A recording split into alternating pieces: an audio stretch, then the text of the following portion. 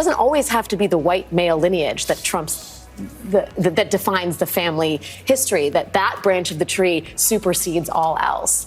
And I just think the construction of this notion reveals a lot about someone who fundamentally believes in the supremacy of whiteness and masculinity. And it's couched in a sort of halcyon, revisitation of his roots, but it is actually really revealing about what he thinks matters and who America is. And that America is a place for people with a shared Western background. And that is the idea of America. That is the nation of America that he wants to resurrect.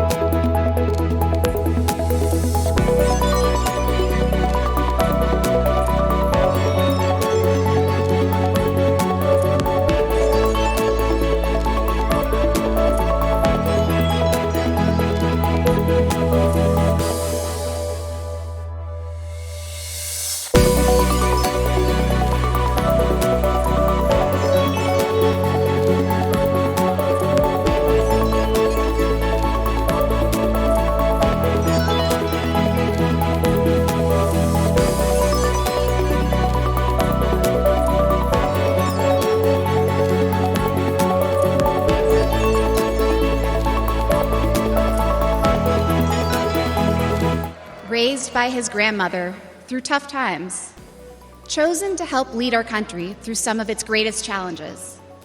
I am grateful to all of you for the trust you have placed in him and in our family. And with that, it is my great privilege to introduce my husband and the next Vice President of the United States, JD Vance.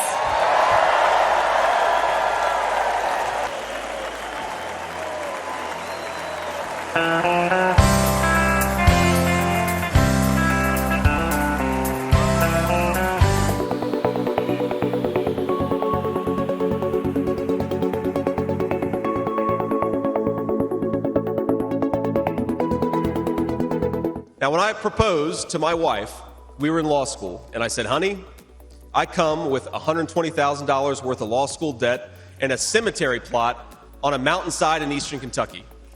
Now, in that cemetery, there are people who were born around the time of the Civil War. And if, as I hope, my wife and I are eventually laid to rest there, and our kids follow us, there will be 7 generations just in that small mountain cemetery plot in eastern Kentucky. 7 generations of people who have fought for this country, who have built this country, who have made things in this country, and who would fight and die to protect this country if they were asked to.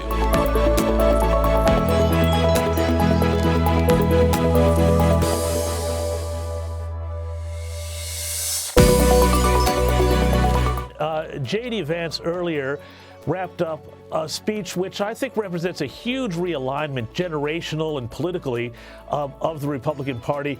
He talked about NAFTA, free trade, globalism.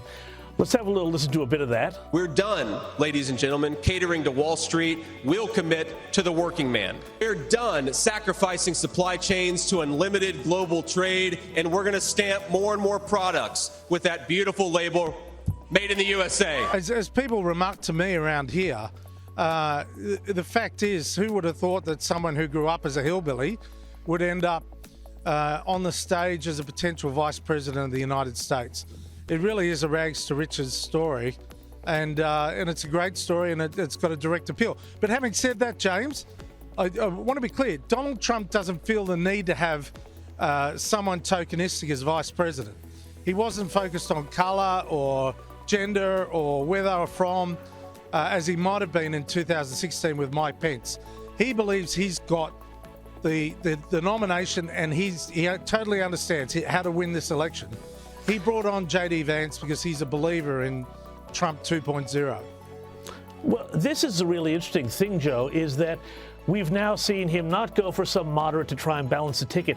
This seems to me to be a real realignment of what the Republicans stand for.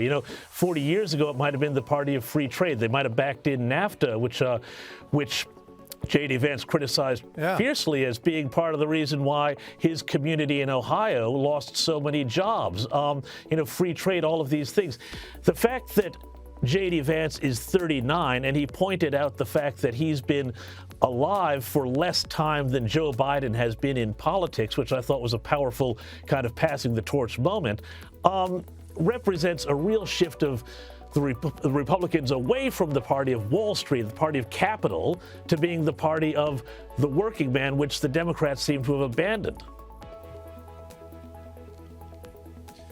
Well, one of the old salts here at the convention said to me that the last time a union figure as significant as the head of the Teamsters addressed a Republican convention was for Nixon way back, more than 50 years ago.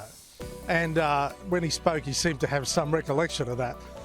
The fact is that people are still talking about having the head of the Teamsters speak at the Republican National Convention yesterday, as we were joking, maybe John Secker had turned around and addressed the Liberal Party convention in Australia. I mean, it's so ridiculous, right?